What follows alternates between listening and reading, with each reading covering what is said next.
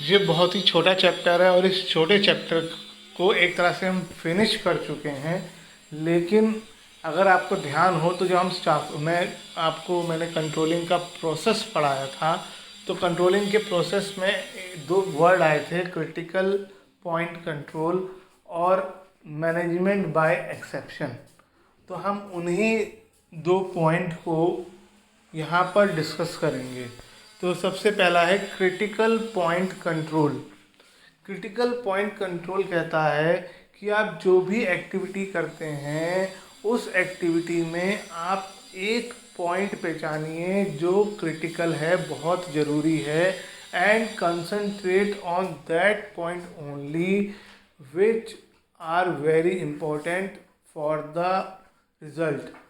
बहुत सारे काम आपको करने पड़ते होंगे, लेकिन उनमें से कुछ काम ऐसे होंगे जिन्हें कहलाया जाएगा की रिज़ल्ट एरियाज, जो आपके रिज़ल्ट पर फ़र्क डालेंगे।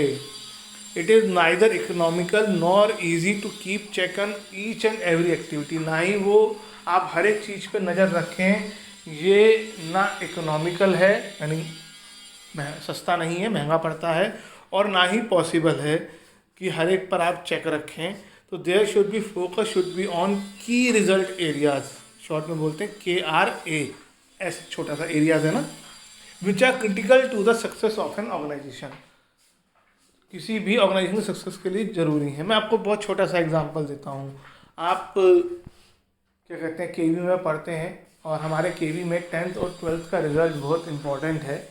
तो आप सबके पास 6 सब्जेक्ट्स हैं, लेकिन जब की रिज़ल्ट एरिया की बात आती है कॉमर्स के स्टूडेंट्स के लिए, तो की रिज़ल्ट एरिया है अकाउंट्स, बिजनेस और इकोनॉमिक्स।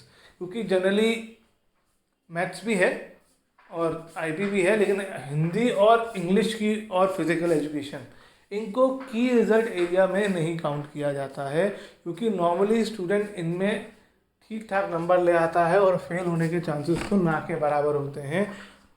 तो फेल अब तक तो मैंने केवी में किसी को इंग्लिश और हिंदी में होते हुए देखा ही नहीं। जब तक आप खाली कॉपी छोड़ के नहीं आओगे, आप फेल नहीं होंगे।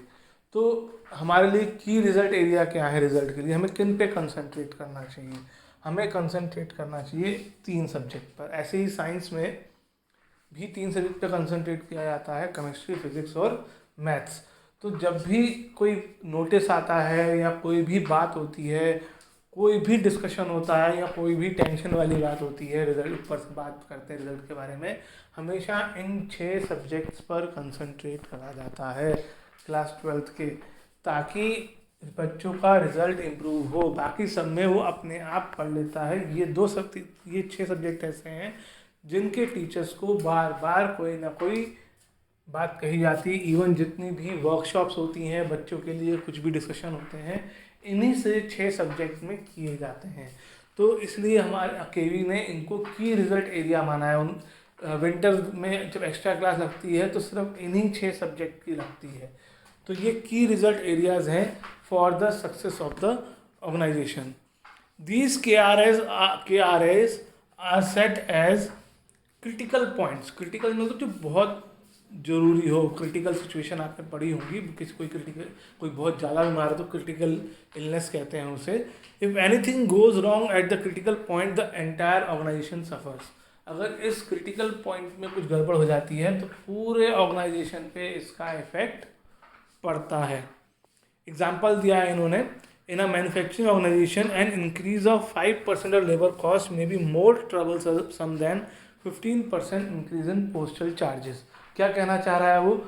आपके पोस्टल चार्जेस, आपके ऑर्गेनाइजेशन, मान लो केवी की है एग्जांपल ले लेता हूँ मैं, कि केवी में दो चीज़ें महंगी हो गई। एक तो पोस्टल चार्जेस महंगे हो गए केवी के लिए। पोस्टल चार्जेस का मतलब क्या हुआ? पोस्ट ऑफिस के जो चार्जेस होते हैं, जो चिट्ठी एक जगह से दूसरी जगह भेजने के लिए खर्चा होता है, एक तो वो बढ़ गए 15% से, और बिजली का बिल महंगा हो गया 5% से। अब देखा जाए वो 15% इम्पोर्टेंट है या 5%? जो 15% है पोस्टल चार्जेस का, हम पूरे साल में कितना खर्च कर लेते होंगे पोस्टल चार्जेस पे? 2000, 3000, 5000, 5000 का 15%, 750 रुपये। क्योंकि इतना कोई आजकल कौन भेजता है चिट्ठी। अभी सीबीएसई के टाइम हमें कुछ भेजना पड़ता है, लेकिन 5-6 हज़ार से ऊपर का ज़्यादा खर्चा नहीं है हमारा पोस्टल चार्जेस का। इलेक्ट्रिसिटी का हर महीने 2-3 हज़ार रुपये का खर्चा है। अगर साल भर की बात करो तो 36,000, और इसमें अगर 5% इंक्रीज हो गया तो ये 1800 है, और ये 1800 हर साल है। तो ये ज़्यादा क्रिटिकल है। ऐसे इन्होंने जो एग्जांपल दिया है, पोस्टल चार्जेस से ज़्यादा लेबर चार्जेस इंपॉर्टेंट है। पोस्टल चार्जेस हमारी कॉस्ट इतनी नहीं बढ़ाएगा जितनी लेबर चार्जेस हमारी कॉस्ट बढ़ा देंगे, और उसकी वजह से हमारा प्रॉफिट कम हो जाएगा। तो हमें क्रिटिकल एरिया पहचानने हैं। पोस्टल चार्जेस की प्राइस को हमें टेंशन नहीं लेनी है। जैसे हम एक और एग्जांपल देता हूँ, आपके घर पे बहुत सारा राशन का सामान आता है, उस राशन के सामान में नमक भी आता है।